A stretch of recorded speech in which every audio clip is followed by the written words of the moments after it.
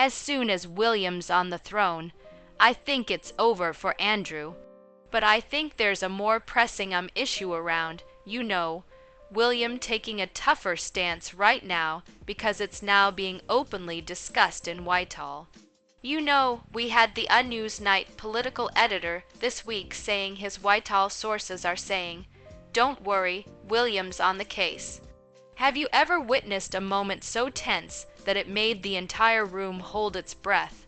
What happens when family loyalty crashes head-on with duty and respect? The British royal family has always been a stage for drama, but what unfolded at a recent funeral left everyone stunned. Prince Andrew, already walking on thin ice, did something so brazen that it forced Prince William into a decision nobody saw coming.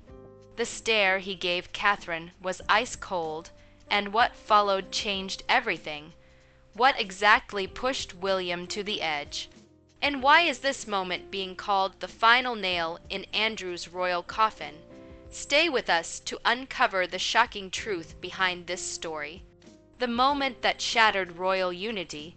To truly grasp what happened that day, we need to go back to where it all started. The tension between Prince William and Prince Andrew didn't just appear overnight. It's been brewing quietly for years, hidden behind polite smiles and public appearances. But the cracks started showing when Andrew allegedly made a comment about Catherine that crossed every line imaginable. Royal insiders claimed that after Queen Elizabeth Roman II passed away, Andrew said something unkind about the Princess of Wales. As the Duke of York, that's right, Prince Andrew dubbed at points to be the favorite son of none other than the late Queen Elizabeth. Now, this is taking a darker twist, and this has obviously all come out from the fact that now the book, it wasn't just a slip of the tongue. It was calculated, sharp, and dripping with jealousy. The timing made it even more unforgivable. While the family was supposed to stand together during their darkest hour, Andrew chose that moment to take aim at Catherine Wright when she was stepping into her most important role yet. Royal author Andrew Looney wrote about this in his book, revealing details that shocked many.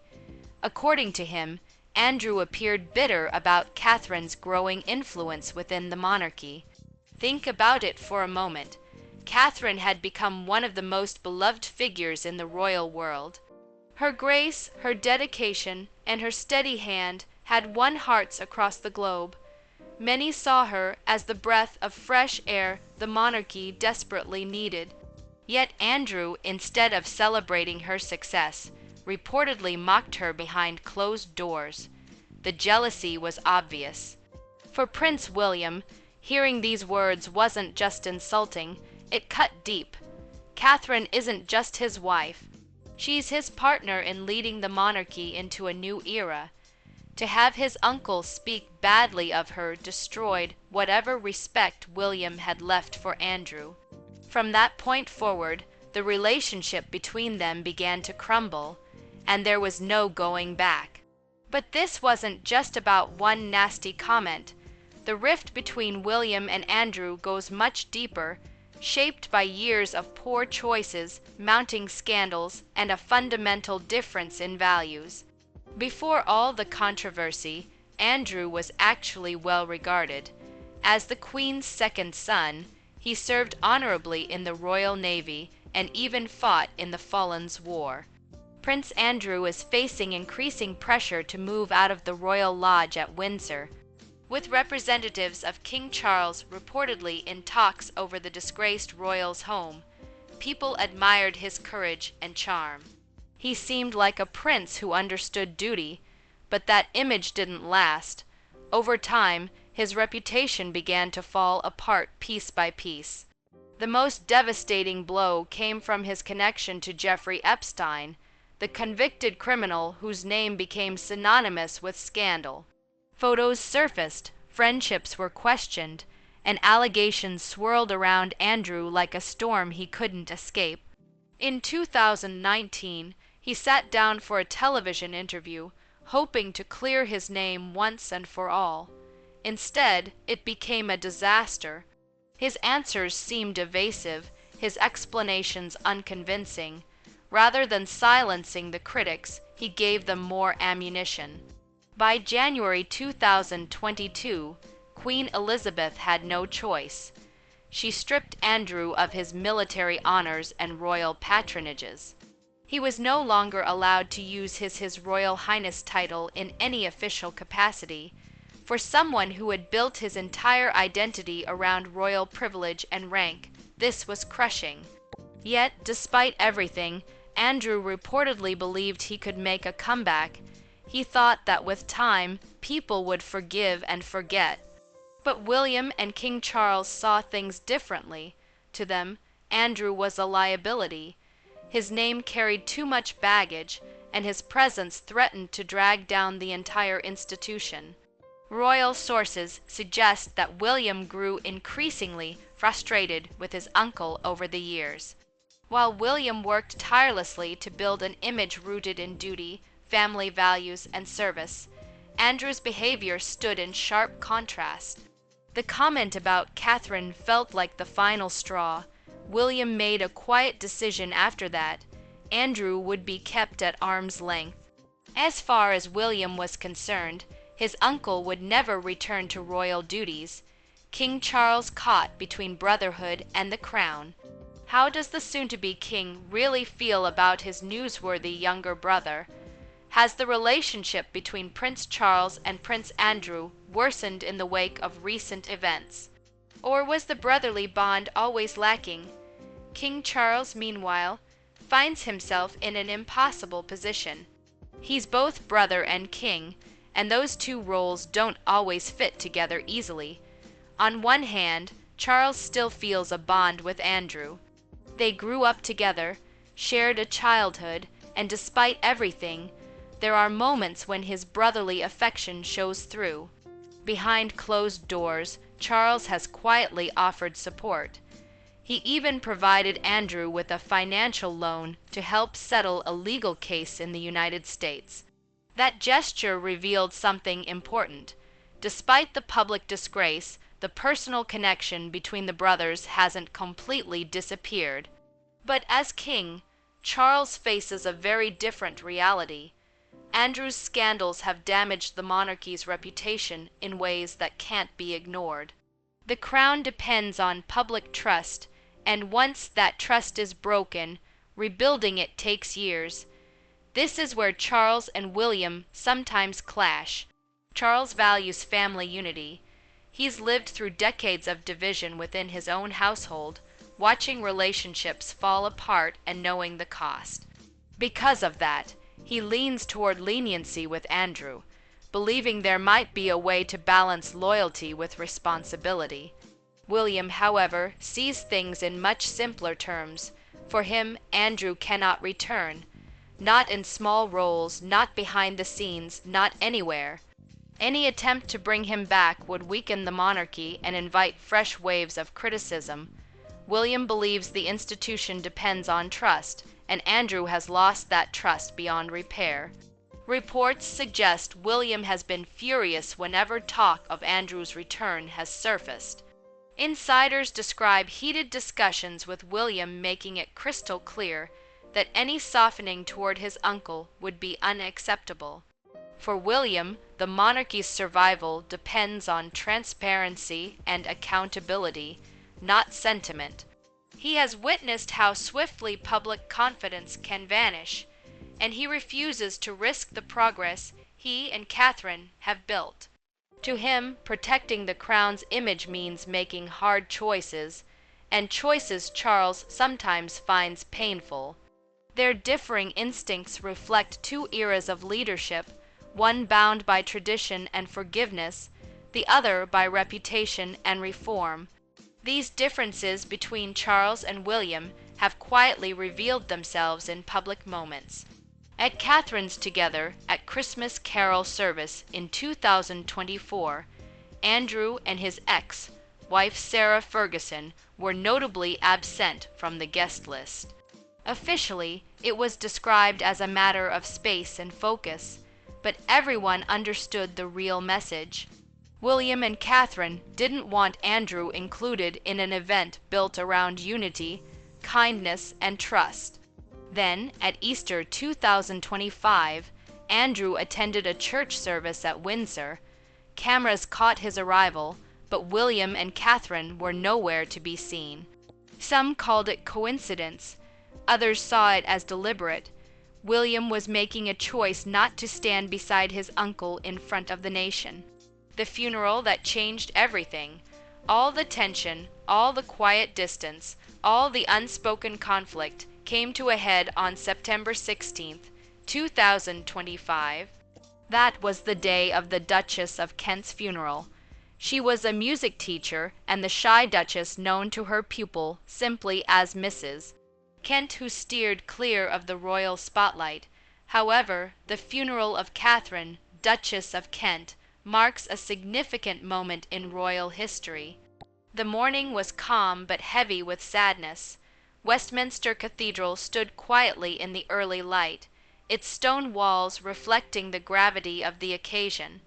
Inside the cathedral, everything was arranged with careful precision. Dark floral arrangements filled the aisles, chosen to be simple but elegant. The organ played soft notes as guests entered, their footsteps quiet on the stone floors. Among the attendees were members of the royal family. King Charles sat at the front. Queen Camilla was absent due to illness, leaving Princess Anne to sit nearby, her posture upright, her gaze steady.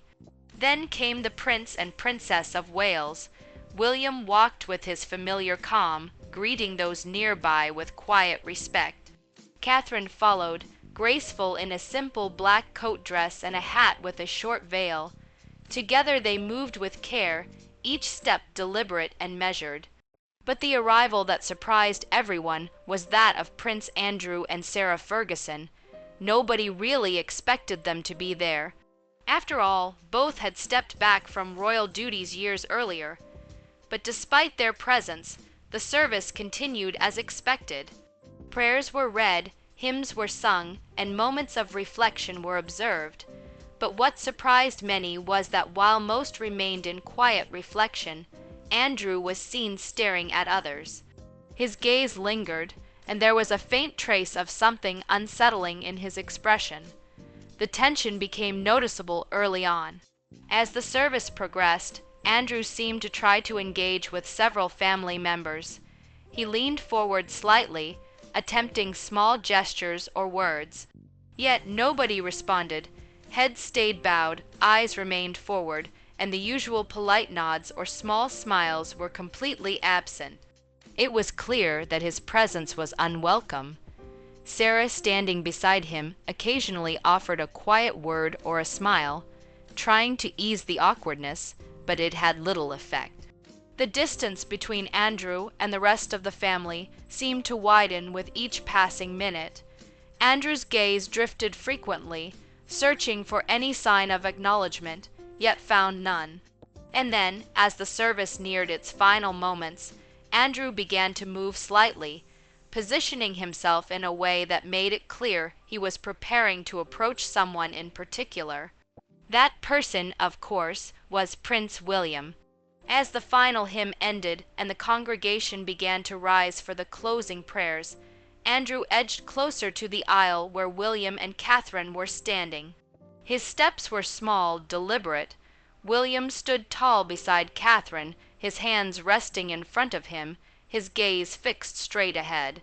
Catherine mirrored his calmness, her black veil slightly covering her face, giving her a quiet strength.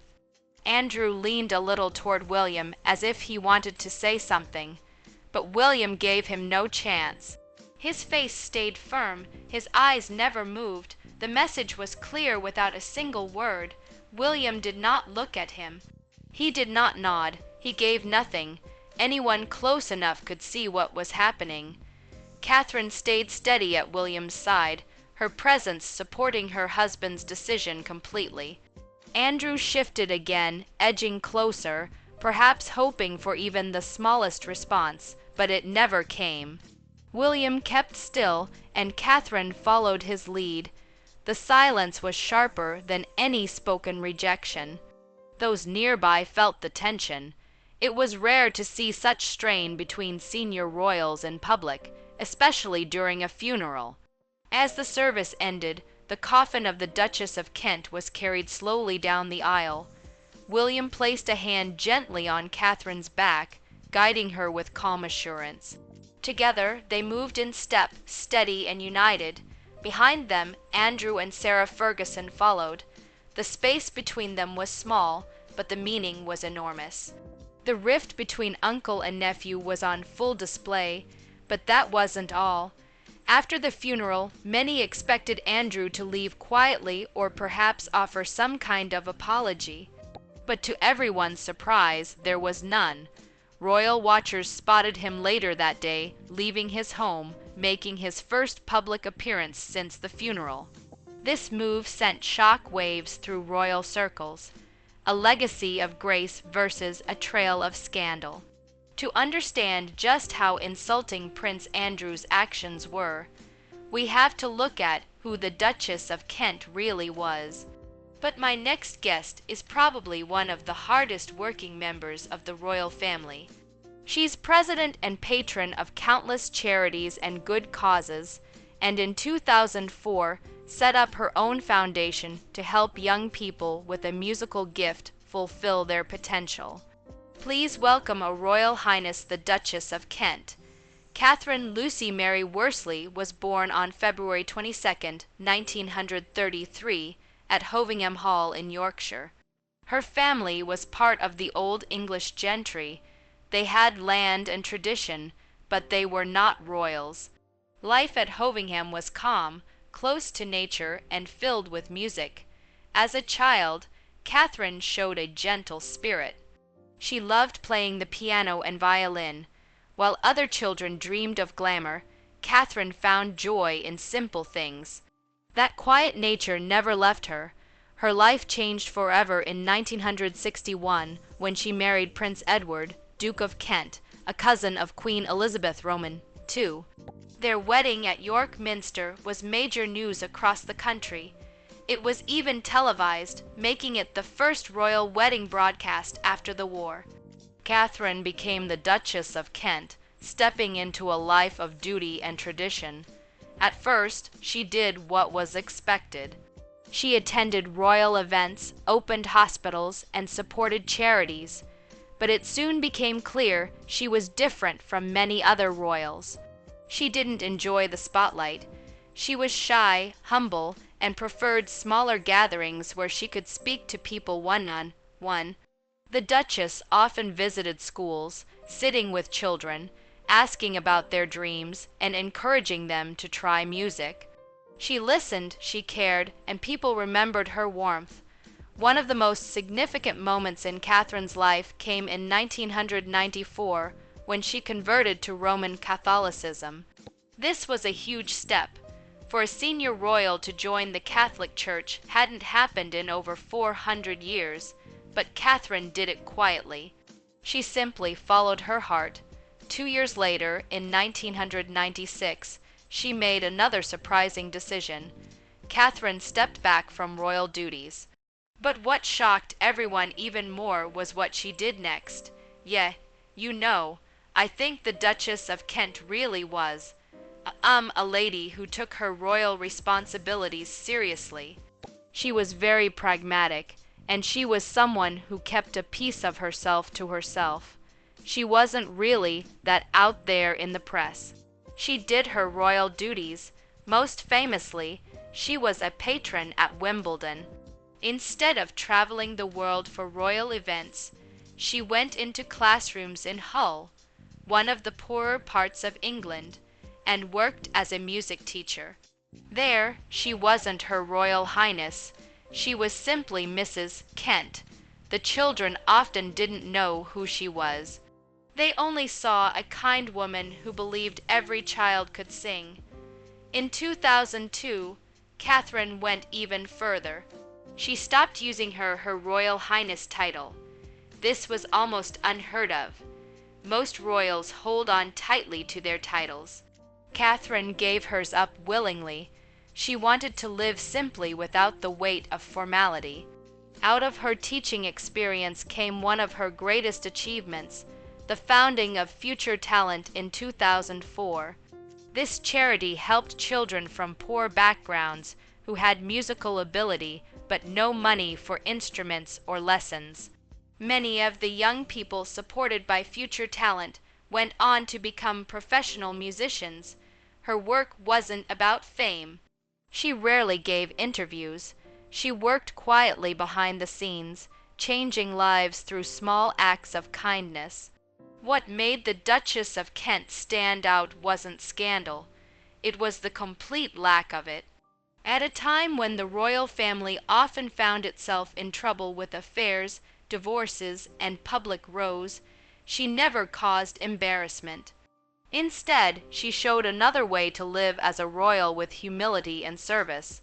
The difference between the Duchess of Kent and Prince Andrew couldn't be more striking.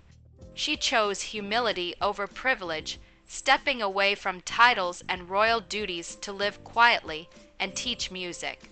She walked away from power and status and yet earned respect that never left her. Andrew did the opposite. He clung to position until it was stripped from him. His reputation collapsed under the weight of scandals. Where the Duchess slipped into ordinary life with dignity, Andrew dragged the royal name into controversy. This contrast mattered deeply at her funeral. On a day meant for reverence, Andrew's behavior became an insult. The staring, the faint smirks, the failed attempts to push into conversations. It wasn't just disrespectful to his nephew and Catherine. It was an insult to the very woman being laid to rest. She had lived a life of quiet service. He had lived through one constant scandal.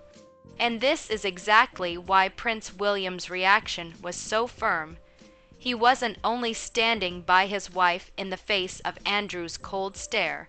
He was defending the legacy of the Duchess, a woman who through sacrifice and humility had strengthened the royal family's reputation at a time when others weakened it. So when William refused even to acknowledge his uncle at the funeral, the meaning was clear. He was drawing a line. Andrew's actions weren't just disrespectful. They dishonored a woman whose life had been better, nobler, and more devoted than his. At that moment, William stood twice, once as a husband protecting Catherine, and once as the heir defending a woman who had spent her life shaping the royal family for good. The silence William chose spoke volumes. It wasn't about revenge, it was about respect. Respect for Catherine, respect for the Duchess, and respect for the future of the monarchy. Andrew's cold stare may have been brief, but its impact will last for years. So, what do you think about the ongoing tension between Prince William and Prince Andrew? Do you believe William made the right choice by standing his ground and protecting the royal family's future reputation? Let us know your thoughts in the comments below. If this story captivated you, don't forget to hit the like button and subscribe to our channel for more exclusive royal updates and untold stories fused to issue a statement. His silence was strategic. Charlotte, protected by her youth, remained untouched, and Camilla, she was left exposed. Every movement she made was analyzed, every word criticized. And behind the scenes, Charles watched in stunned silence as the woman he had defended for years became the face of royal division. But even more shocking was what came next, a move by William so decisive, it left no room for doubt. He wasn't backing down. In the days following the media storm, Prince William didn't flinch. While tabloids speculated and royal commentators scrambled to decode every silence, he remained calm. Almost too calm, but behind closed doors, he was drawing the sharpest line of his life. He knew this wasn't just about Camilla anymore. This was about legacy, about who would shape the future of the monarchy, and who no longer could. The moment came quietly, a private royal council meeting. Only a few were invited. Charles was present, distant and uncomfortable, Camilla notably absent, and William, he stood with unwavering resolve. From this point forward, he said, Princess Charlotte's standing is to be respected without question. She represents the next generation, and any act that undermines her is an act that undermines the crown. Cambridge trio of George, Charlotte, and Louis to the family's newest arrivals. We're taking a look at the next generation of royal showstoppers. His voice was calm, cold, unapologetic. There was no anger, just clarity. He wasn't seeking revenge for Charlotte. He was protecting a future queen and indirectly protecting the legacy of his late mother, Diana. This wasn't a request. It was a royal directive, and though Charles didn't argue, his silence confirmed everything. The old guard was losing control. Camilla, upon hearing the outcome, was livid, not just because of the decision, but because it was made without her. She had always maneuvered in the shadows, always known how to hold influence, even without a title. But this was something different. For the first time, she realized William was no longer her stepson. He was her ruler. Camilla sat alone, staring into the fireplace of her private chambers, the flames reflecting in her eyes like a silent warning. She had weathered decades of criticism, public shame, and icy glances from courtiers. But absolutely nothing had prepared her for being cast out from within by the very family she had fought so hard to become a part of. She wasn't naive. She knew the power William now held, but Camilla had one thing left: proximity to the king. Charles may have been silent in the meeting, but silence didn't mean consent, not yet. She knew him better than anyone. His insecurities, his doubts, his longing to keep peace, and she intended to use every bit of that knowledge. In the days that followed, Camilla subtly began to reassert herself. Carefully placed words in Charles's ear, gentle reminders of her loyalty, replays of past betrayals by other royals, all woven together to frame herself as the only constant in his life. She wasn't seeking open war. No, her strategy was older, deeper influence over time. But even as she moved her chess pieces, Camilla began to sense something new. The palace energy had shifted. Staff who once whispered around her now stood straighter. Doors that once opened easily were now locked behind protocol, and William's presence loomed larger than ever, not through commands, but through loyalty. This wasn't just a personal blow. It was a political exile in slow motion, and Camilla, for the first time, was playing from behind. While the adults of the monarchy wrestled behind closed doors, a different kind of strength was emerging. Not loud, not forceful, but steady and undeniable. Princess Charlotte, though still young, had become a quiet symbol of defiance and dignity. What happened in that royal garden wasn't just a child's outburst. It was a moment of clarity, a line in the sand drawn with grace. And the world had noticed. Social media lit up. Headlines flooded with praise for Charlotte's courage. She was hailed not just as a princess, but as the future of a more honest monarchy. People saw in her the fire of Princess Diana, the same piercing gaze, the same fearless heart. It's pretty impossible not to see that Princess Charlotte is growing up to look a lot like Princess Diana. But Charlotte wasn't trying to be her grandmother. She was simply being true to what was right. Within the palace, even seasoned courtiers began whispering with newfound respect. "The girl has a spine," one was heard saying. William, watching from afar, felt a sense of pride no title could match. He hadn't planned for this moment, but it had revealed something powerful. Charlotte was ready to carry the weight of royalty, not just through tradition, but through truth. Meanwhile, Camilla kept her distance. No more comments, no more glances, because deep down, even she recognized what had happened. A new force had entered the royal circle, not a queen, not yet, but something even more unshakable. A young girl unafraid of standing tall, even when the shadows tried to silence her. Behind every royal decision lies a silent war of values, of image, of legacy. And for Prince William, the garden confrontation had become more than a family issue. It was now a turning point. A private meeting was called. No press, no advisors, just the key royals, and William made sure Camilla was not invited. Not this time, the message was crystal clear. Boundaries had been set, and this time they were non-negotiable. He stood not just as the future king, but as a father, as a protector. His tone wasn't aggressive, but calm, firm, and deeply grounded in principle.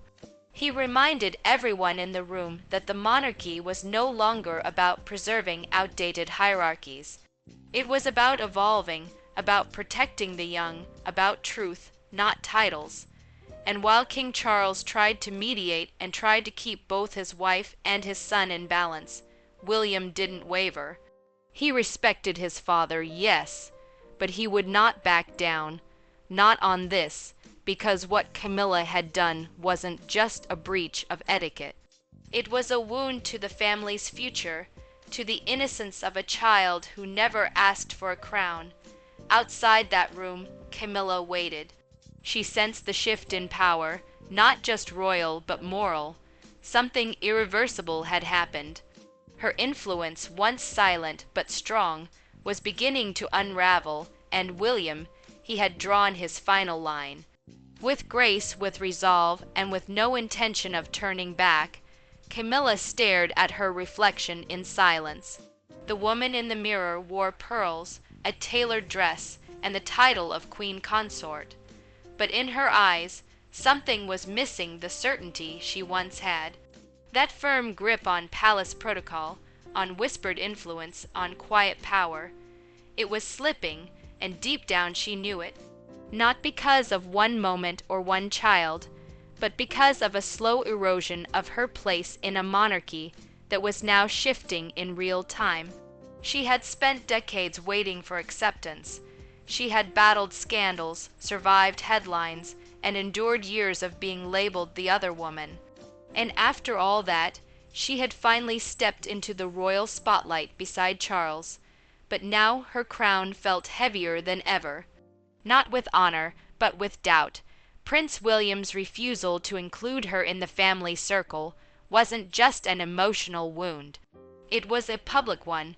Whispers in the palace halls turned into quiet conversations at royal events. Staff noticed her absence. Officials sidestepped her, and the younger generation, they didn't seek her guidance. They kept their distance. To the world, she was still Queen Consort. Once known as the other woman, Camilla is now the queen, kind of. The new king's darling wife has become the Queen Consort, but behind those golden gates, something far more brutal was unfolding. Camilla was beginning to lose her grip, not just on power, but on relevance. In the shadows of a modernizing monarchy, she now stood alone. Not dethroned, but dismissed, not stripped of her title, but slowly erased from the heart of the royal future. Prince William had always walked the tightrope of monarchy with grace, loyal to the crown, respectful of tradition, yet quietly determined to shape a future on his own terms. But now that quiet determination had become action, and in the eyes of the royal household, it was nothing short of a silent coup. Without raising his voice, without signing a decree, William had redrawn the power map of the monarchy. He hadn't needed to strip Camilla of her title. He had done something far more devastating. He had taken away her influence. Overnight, palace meetings subtly changed. Invitations were redirected. Private advisors began seeking William's input over hers. Events where she was once the centerpiece suddenly carried a different focus. Princess Charlotte, Princess Catherine, and the future Queen's path. Camilla's portrait still hung in the halls, but the spotlight had clearly shifted. And then there was Charlotte, the young royal who had unknowingly sparked a shift in royal dynamics. To William, defending her wasn't just about family, it was about drawing a line against the mistakes of the past. A public promise that the pain inflicted on Diana would never again reach the next generation. To many, William's actions seemed calm, even respectful. But those within the palace knew the truth. He had delivered a message with royal finality. This is no longer your kingdom to shape. Camilla may have married into the crown, but William was born from it, and now the heir had quietly become the gatekeeper of its future. Inside Buckingham Palace, the tension was no longer whispered. It echoed, and at the center of this storm stood King Charles, a monarch torn between the woman he had fought the world to marry and the son he had raised to someday rule it. For years, Charles had battled public scorn to legitimize Camilla. He'd endured headlines, scandals, even threats to the crown's popularity. And finally, after decades of struggle, she had been crowned queen consort beside him. But now, all of that seemed to hang by a thread, and that thread was named William. Charles had seen the look in his son's eyes. This wasn't a passing disagreement. This was a decision, final, unshakable. And while William had not spoken out publicly, his actions had roared louder than any royal proclamation. Charles now faced the unthinkable. To side with Camilla would mean isolating his heir. To defend William meant watching Camilla fade into the shadows of royal influence. In private, the king was said to be devastated. This wasn't just a family conflict. It was a threat to the fragile unity of the monarchy. Some advisors begged him to step in and restore order. Others warned him to let the new future unfold. But Charles knew the cost of hesitation. He had lived it his entire life, and now, standing at the twilight of his reign, he had to choose. There's no doubt that the new monarchs of the United Kingdom are in their twilight years. Preserve the comfort of his present or embrace the truth of his son's vision. Either way, the crown would never sit the same again. Charlotte's silent power. Charlotte may be young, but in that moment she became something far greater than just a child of royalty. She became a symbol, a whisper of the future, and unknowingly, she cracked the very surface of tradition that had long kept the palace sealed behind silence. Since birth, Charlotte had been watched, judged, praised, and measured, but no one expected her to speak the truth so boldly. Her quiet defiance, her unwillingness to bow under Camilla's tone, wasn't rehearsed. It wasn't a strategy. It was instinct, pure and unfiltered. And in that rare moment, the world saw a glimpse of what a new monarchy could look like. One born not just of blood, but of strength, conviction, and unshaken dignity. Inside palace walls, whispers turned into quiet admiration. Even seasoned staff, those who had served generations, began to nod in private conversations. "She's her grandmother's fire," some said, alluding to Diana. But with her mother's grace, others added, the young princess had done something no court decree could achieve. She had redrawn lines of respect. And while Charlotte never uttered another word about the encounter, her message lived on, not in tabloids, not in scandal, but in the atmosphere of the palace itself. Camilla had been challenged and William had drawn the boundary, but Charlotte, she had changed the tone of the monarchy without ever needing a crown. And from that moment on, one thing became clear. His young royal family wasn't just born into history. She was destined to shape it. The monarchy has always stood on ceremony, on hierarchy, history, and unspoken rules. But now a line had been drawn, not by the institution, not by the crown, but by blood, by William. And it wasn't just a personal choice. It was a quiet revolution, one that would echo through generations. William's decision wasn't made in haste. It came from years of quiet observation, of watching tensions unfold behind closed palace doors. His loyalty had shifted not away from the monarchy, but toward its future, toward his children, his legacy. The incident with Camilla had forced his hand, but the truth is, the distance had been growing for some time. This was just the moment the world saw it. Camilla, once seen as a survivor of public scrutiny, now found herself exiled not physically, but emotionally from the space she fought so hard to claim. Her connection to King Charles still gave her a title, but her influence that was slipping fast inside the palace, the staff sensed it. Invitations began to change, meetings were reshuffled, doors that once opened for her now required permission. Subtle yet undeniable signs that the new balance of power was shifting, and William wasn't just protecting Charlotte. He was making a statement that the new monarchy would be different, sharper, more protective, less tolerant of the games of the past.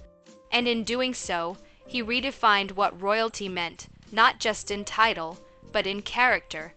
Because for William, the crown wasn't just something to inherit. It was something to protect.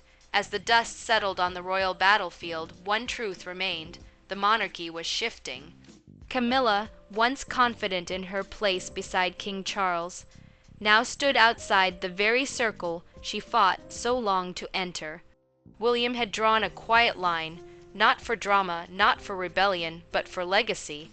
A legacy that, in his eyes, must protect the future, not repeat the mistakes of the past. Behind palace walls, silence was no longer golden. It was heavy. Decisions made and whispers now echoed like thunder. William had not only defended his daughter Charlotte's dignity, he had declared the kind of king he intended to be.